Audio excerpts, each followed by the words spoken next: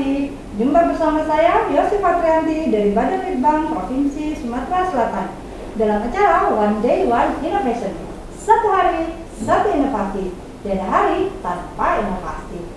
Sahabat inovasi, saat ini inovasi menjadi sebuah keharusan. Dunia terus berubah, maka kita harus adaptif dan inovatif. Untuk menginspirasi, kami hadir dengan para inovator hebat dengan inovasi-inovasinya dalam acara One Day One Innovation. Sahabat inovasi, salah satu sumber pendapatan asli daerah adalah pajak dan retribusi daerah yang diatur melalui Undang-Undang Nomor 28 Tahun 2009.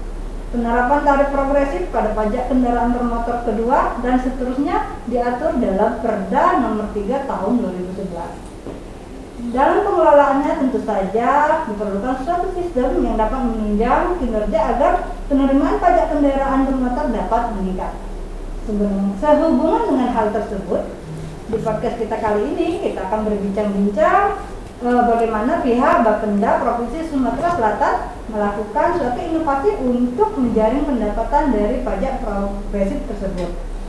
Nah, saat ini sudah hadir narasumber kita yaitu Mbak Fetri Aswanti, Kepala Bidang Pengembangan dan Pengolahan Pendapatan Daerah Provinsi Sumatera Selatan dengan inovasinya Indaptor Pro. Nah, apa itu Indaptor Pro? Langsung saja kita sapa Mbak Fetri.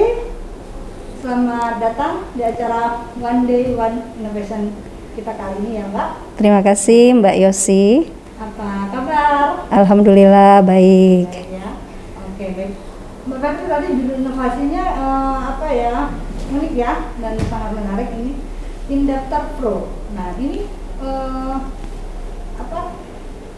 kenapa diberi nama Indaptor Pro dan terus apa yang melatar belakangi munculnya inovasi ini?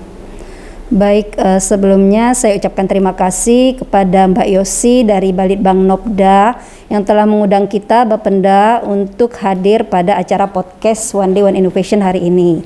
Adapun terkait dengan inovasi Indaptor Pro tadi, merupakan integrasi database kependudukan dalam menjaring pajak progresif. Sebelumnya saya ingin menyampaikan terlebih dahulu Mbak Yosi, apa itu sih sebenarnya sebelum kita sampai kepada latar belakang munculnya ide ini. Kami ingin menyampaikan terlebih dahulu sekilas atau memberikan sedikit gambaran terkait tentang pajak progresif itu sendiri. Kalau pajak itu kan sesuai dengan undang-undang sebagaimana tercantum dalam undang-undang adalah kontribusi wajib ya, wajib bagi orang atau badan kepada daerah yang sifatnya memaksa dan diatur sesuai dengan undang-undang dan dipergunakan untuk sebesar-besarnya bagi kemakmuran rakyat. Adapun progresif itu sendiri dari bahasa, dari istilahnya saja progresif artinya ya kemajuan kan, kalau progresif kemajuan bertambah atau meningkat. Terkait dalam konteks pajak kendaraan bermotor dapat kita pahami bahwa pajak progresif ini adalah pengenaan pajak terhadap kendaraan bermotor kedua, ketiga dan seterusnya apabila seseorang atau wajib pajak memiliki kendaraan lebih dari satu sesuai dengan ketentuan perundang-undangan, maka pajak kendaraan yang akan dia bayarkan untuk kendaraan kedua, ketiga dan seterusnya tentunya lebih besar, meningkat kan. Itu yang dinamakan progresif tadi, lebih besar dibandingkan kendaraannya yang pertama. Itu kira-kira yang dapat kami jelaskan. Adapun untuk batasan atau kriteria terkait dengan pajak progresif ini sesuai dengan ketentuan dalam peraturan perundang-undang, kita ada sebagaimana yang sudah Mbak Yosi tadi sebutkan Perda Nomor 3 Tahun 2011. Kemudian kita juga ada petunjuk pelaksanaannya dalam Pergub. Kemudian sudah beberapa kali diubah. Batasan yang terkait dengan pajak progresif ini tentunya yang dikenakan pajak progresif adalah kendaraan bermotor roda 4, jenis sedan, jeep, mikrobus dan sejenisnya. Kemudian kendaraan roda 2 dengan isi silinder di atas 50 cc. Sebagai contoh misal nih, contohnya mungkin motor gede ya di atas 500 cc. Misal Mbak Yosi memiliki motor Harley ada kemungkinan pasti nanti akan dikenakan pajak progresif. Kemudian pengecualian yang tidak dikenakan pajak progresif tentunya untuk kendaraan dengan jenis truk, pickup, mobil box, dan memang ini dalam konteksnya yang digunakan untuk pergerakan perekonomian, jadi mereka tidak dikenakan pajak progresif. Selanjutnya yang diatur dalam undang-undang itu juga adalah kendaraan yang berusia di atas 15 tahun, ketentuan-ketentuan yang pajak progresif tadi. Terus poin berikutnya yaitu apabila kendaraan misal memiliki kendaraan roda 41, roda 21, roda 31, maka itu dinyatakan bukan progresif, hanya kepemilikan pertama. Persyaratan selanjutnya, ketentuan selanjutnya yaitu adalah bahwa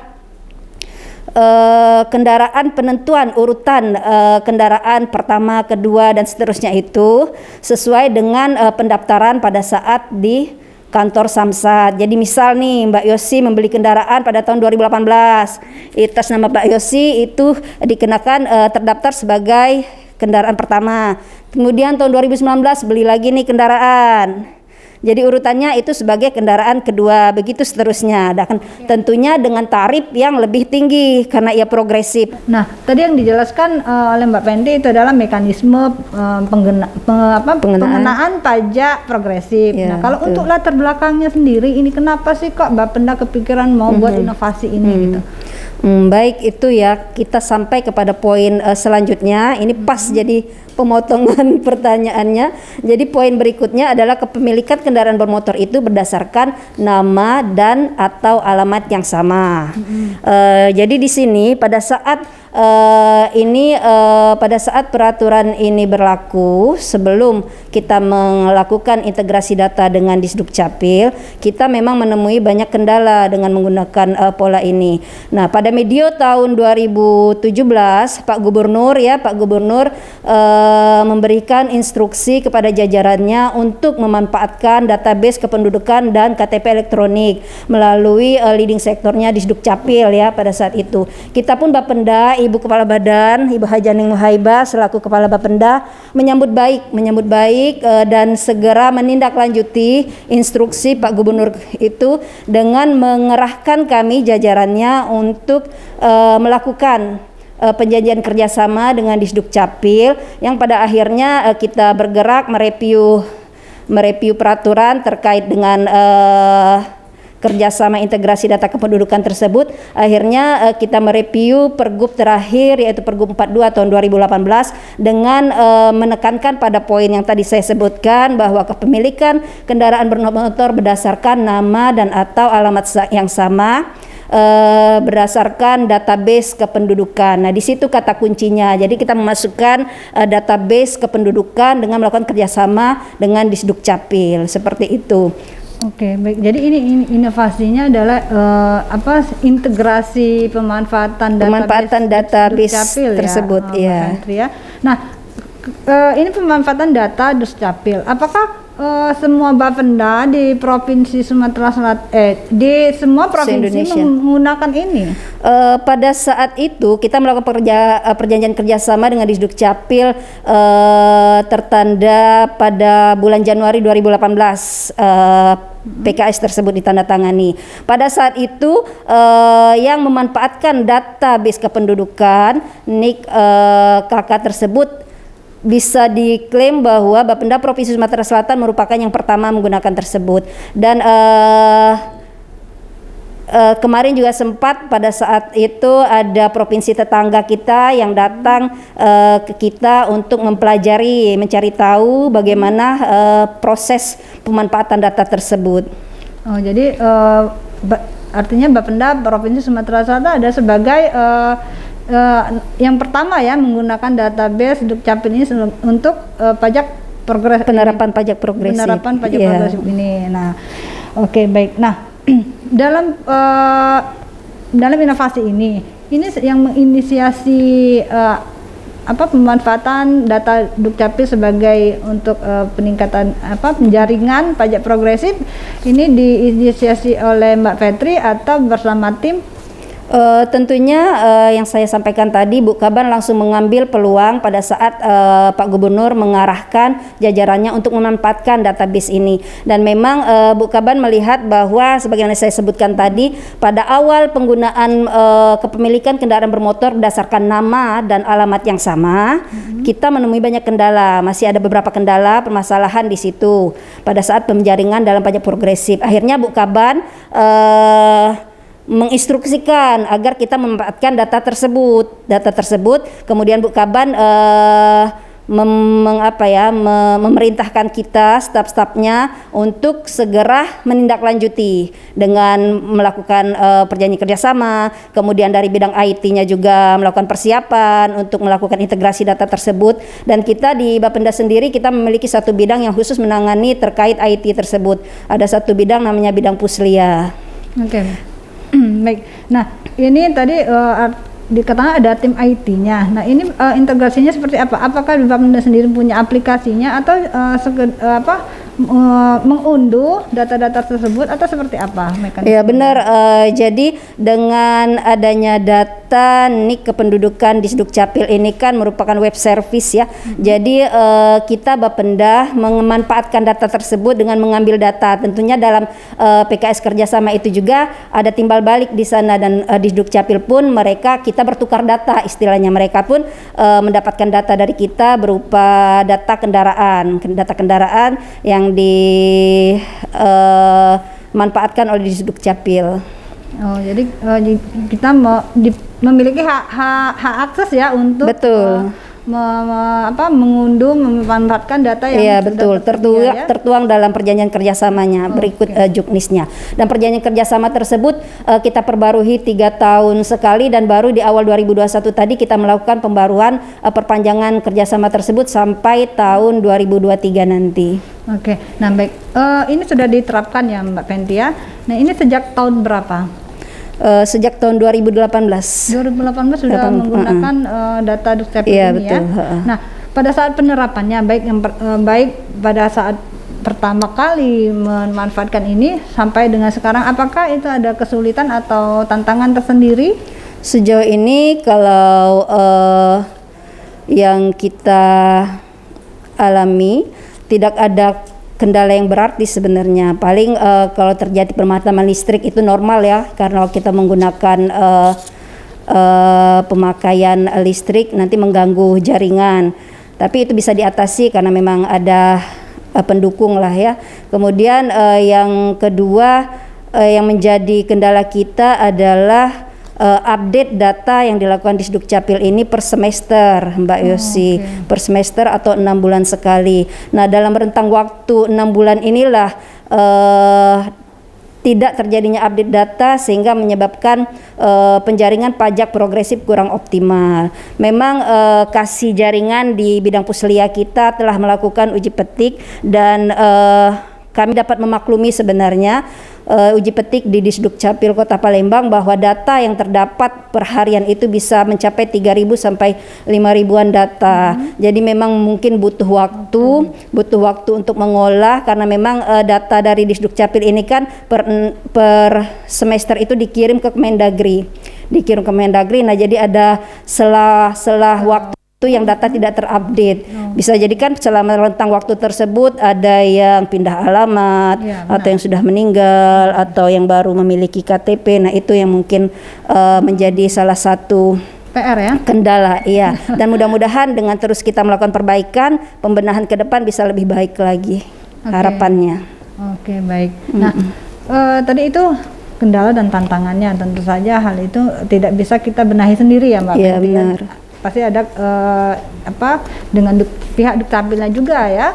Nah, kalau sejauh ini pemanfaatan data Dukcapil ini apakah memang cukup membantu dalam peningkatan pendapatan pajak progresif?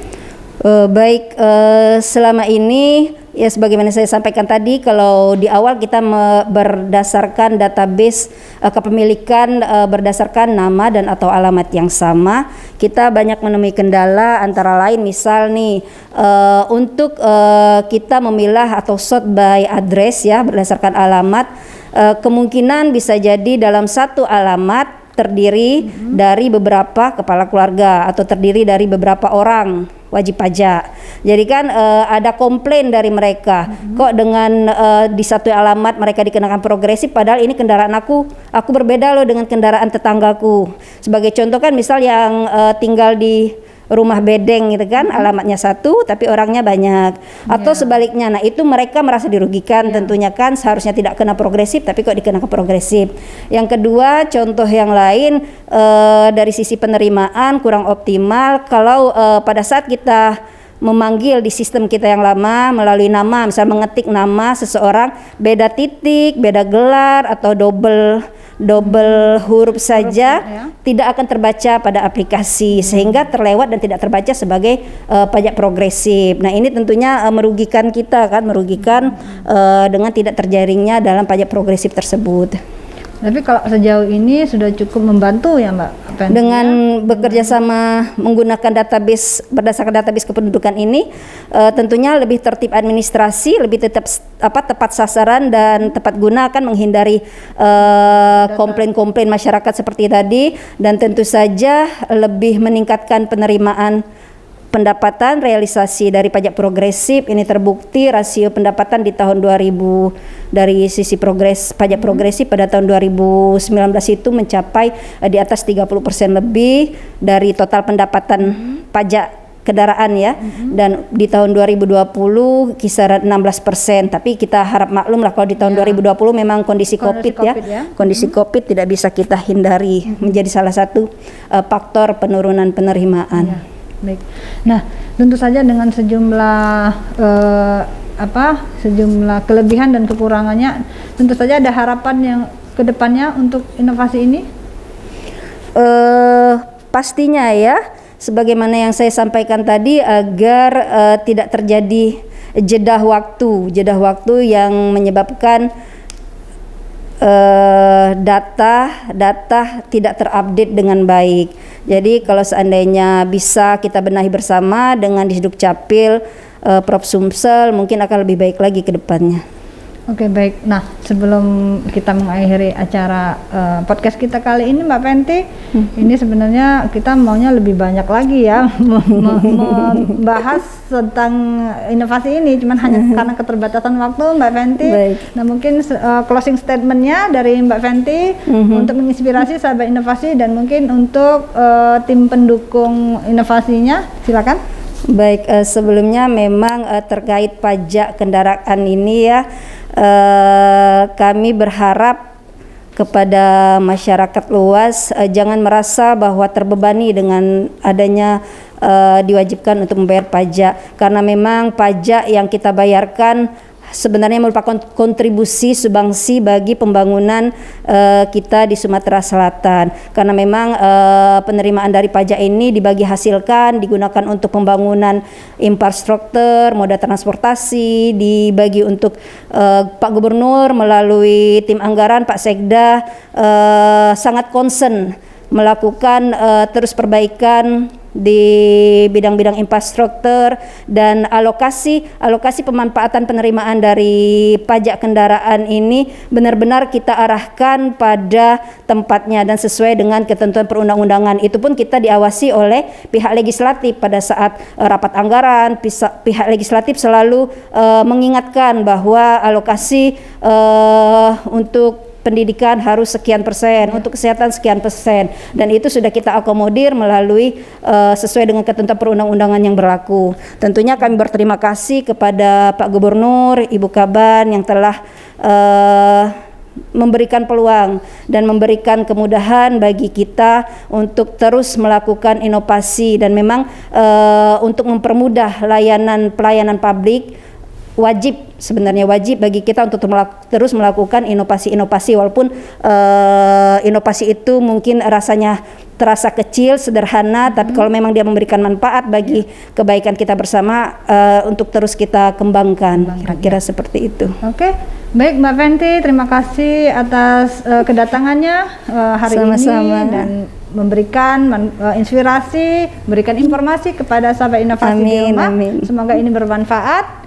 Nah, Sahabat inovasi, itulah perbincangan kita bersama narasumber kita hari ini. Semoga ini menjadikan inspirasi buat sahabat inovasi, dan tentunya jangan lupa untuk terus berinovasi, berkarya untuk semuanya, karena dengan jurus 4S kita, setiap orang adalah inovator, setiap masalah peluang inovasi, setiap solusi harus sinergi, dan setiap inovasi harus konkret hasilnya. Salam inovasi.